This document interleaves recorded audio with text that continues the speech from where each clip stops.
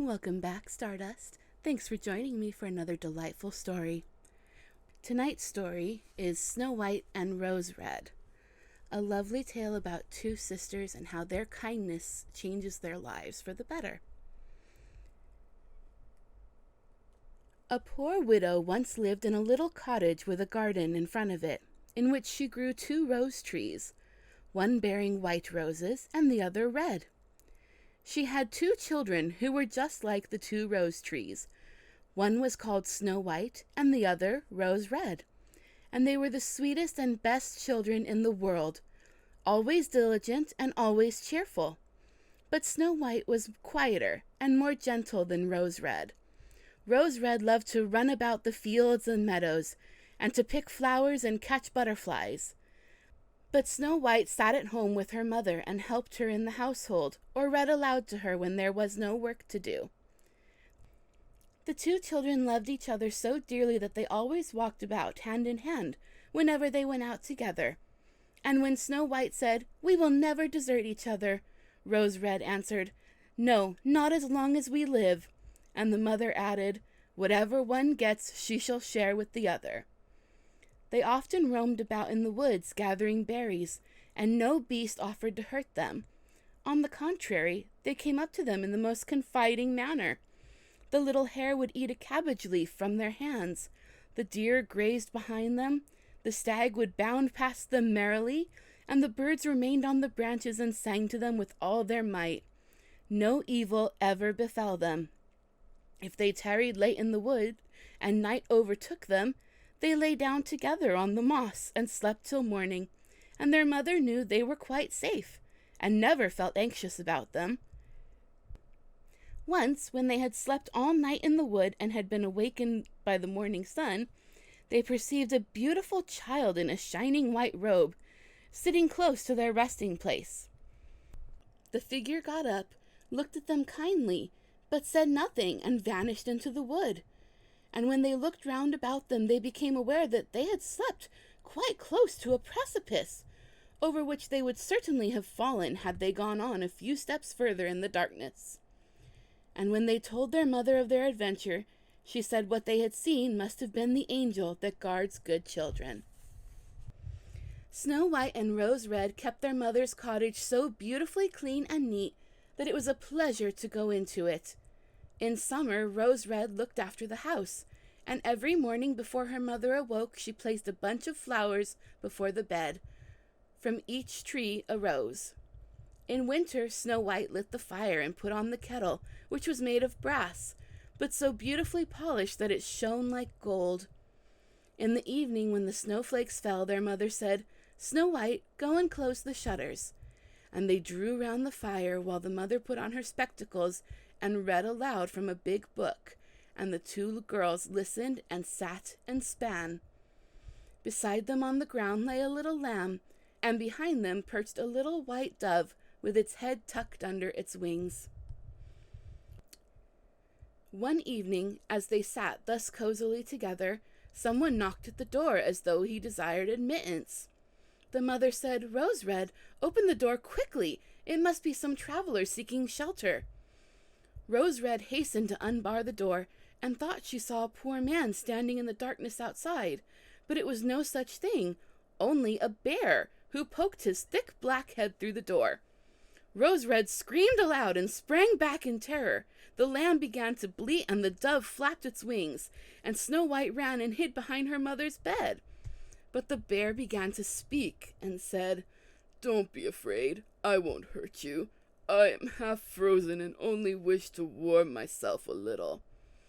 "My poor bear," said the mother, "lie down by the fire, only take care you don't burn your fur." Then she called out, "Snow White and Rose Red, come out. The bear will do you no harm. He is a good, honest creature." So they both came out of their hiding places, and gradually the lamb and dove drew near too, and they all forgot their fear. The bear asked the children to beat the snow a little out of his fur, and they fetched a brush and scrubbed him till he was dry. Then the beast stretched himself in front of the fire and growled quite happily and comfortably. The children soon grew quite at their ease with him, and led their helpless guest a fearful life. They tugged his fur with their hands, put their small feet on his back, and rolled him about here and there, or took a hazel wand and beat him with it, and if he growled, they only laughed. The bear submitted to everything with the best possible good nature. Only when they went too far, he cried, "Oh, children, spare my life! Snow White and Rose Red, don't beat your lover dead." When it was time to retire for the night and the others went to bed, the mother said to the bear, "You can lie there on the hearth, in heaven's name. It will be shelter for you from the cold and wet." As soon as the day dawned, the children led him out, and he trotted over the snow into the wood. From this time on, the bear came every evening at the same hour, and lay down by the hearth, and let the children play what pranks they liked with him. And they got so accustomed to him that the door was never shut till their black friend had made his appearance. When spring came and all outside was green, the bear said one morning to Snow White, "Now I must go away and not return again the whole summer." "Where are you going to, dear bear?" asked Snow White. "I must go to the wood and protect my treasure from the wicked dwarfs.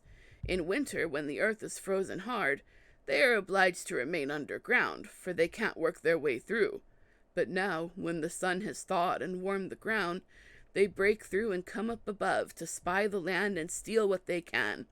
What once falls into their hands and into their caves is not easily brought back to light." Snow White was quite sad over their friend's departure, and when she unbarred the door for him, the bear, stepping out, caught a piece of his fur in the door knocker, and Snow White thought she caught sight of glittering gold beneath it, but she couldn't be certain of it, and the bear ran away hastily and soon disappeared behind the trees. A short time after this, the mother sent the children into the wood to collect firewood. They came in their wanderings upon a big tree which lay felled on the ground, and on the trunk among the long grass they noticed something jumping up and down, but what it was they couldn't distinguish. When they approached nearer, they perceived a dwarf with a wizened face and a beard a yard long. The end of the beard was jammed into the cleft of the tree, and the little man sprang about like a dog on a chain, and didn't seem to know what he was to do. He glared at the girls with his fiery red eyes and screamed out, "What are you standing there for? Can't you come and help me?" "What were you doing, little man?" asked Rose Red. "You stupid, inquisitive goose," replied the dwarf. "I wanted to split the tree in order to get little chips of wood for our kitchen fire. Those thick logs that serve to make fires for coarse, greedy people like yourselves quite burn up all the little food we need. I had successfully driven in the wedge, and all was going well, but the cursed wood was so slippery that it suddenly sprang out, and the tree closed up so rapidly that I had no time to take my beautiful white beard out. So here I am stuck fast, and I can't get away, and you silly, smooth-faced milk and water girls just stand and laugh. Ugh, what wretches you are!" The children did all in their power, but they couldn't get the beard out. It was wedged in far too firmly. "I will run and fetch somebody," said Rose Red. "Crazy blockheads," snapped the dwarf. "What's the good of calling anyone else? You're already too many for me. Does nothing better occur to you than that?" "Don't be so impatient," said Snow White. "I'll see you get help."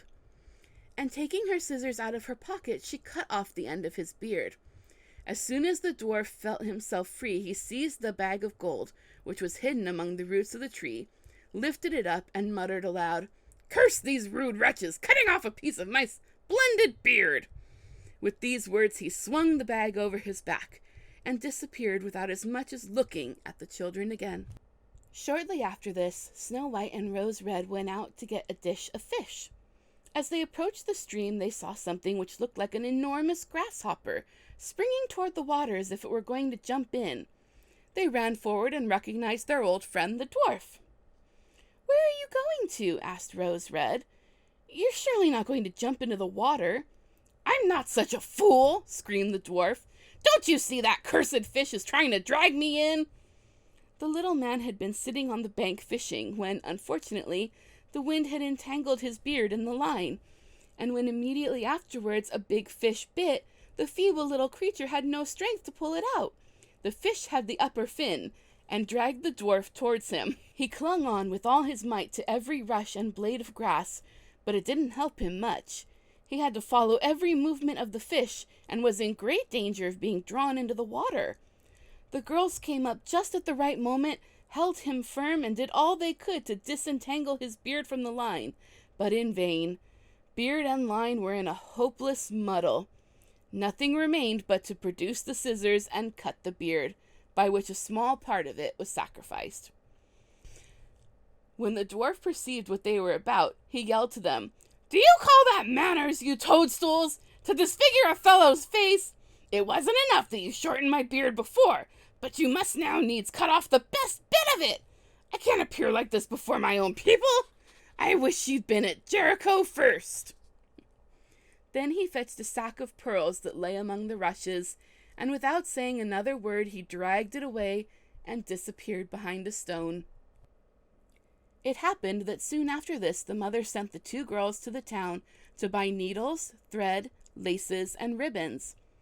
Their road lay over a heath where huge boulders of rock lay scattered here and there.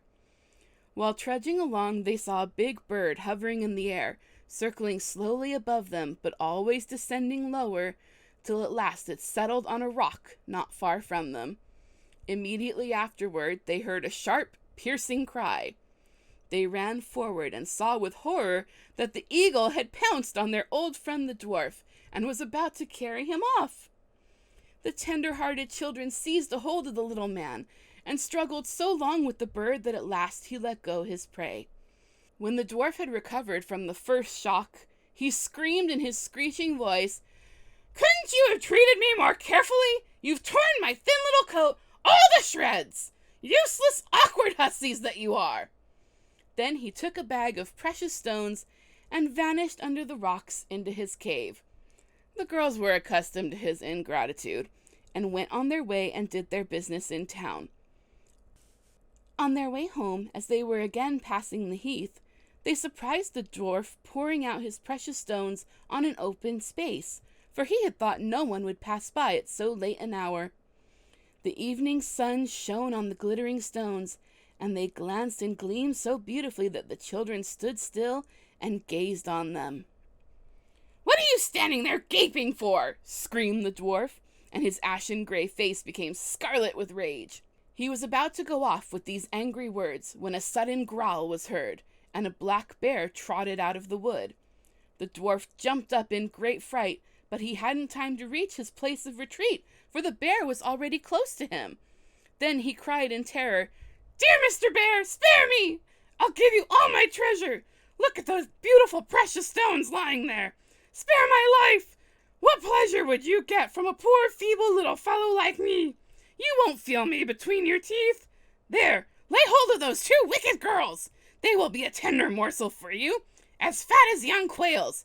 Eat them up, for heaven's sake." But the bear, paying no attention to his words, gave the evil little creature one blow with his paw, and he never moved again. The girls had run away, but the bear called after them, "Snow White and Rose Red, don't be afraid, and I'll come with you." Then they recognized his voice and stood still, and when the bear was quite close to them, his skin suddenly fell off, and a beautiful man stood beside them, all dressed in gold. "I am a king's son," he said, "and have been doomed by that unholy little dwarf, who had stolen my treasure, to roam about the woods as a wild bear till his death should set me free. Now he has got his well-merited punishment." Snow White married him, and Rose Red his brother, and they divided the great treasure the dwarf had collected in his cave between them. The old mother lived for many years peacefully with her children, and she carried the 2 rose trees with her, and they stood in front of her window, and every year they bore the finest red and white roses. The story has a much happier ending. Thanks again for joining me for today's story. Be sure to come back and see me again soon for another enchanting tale.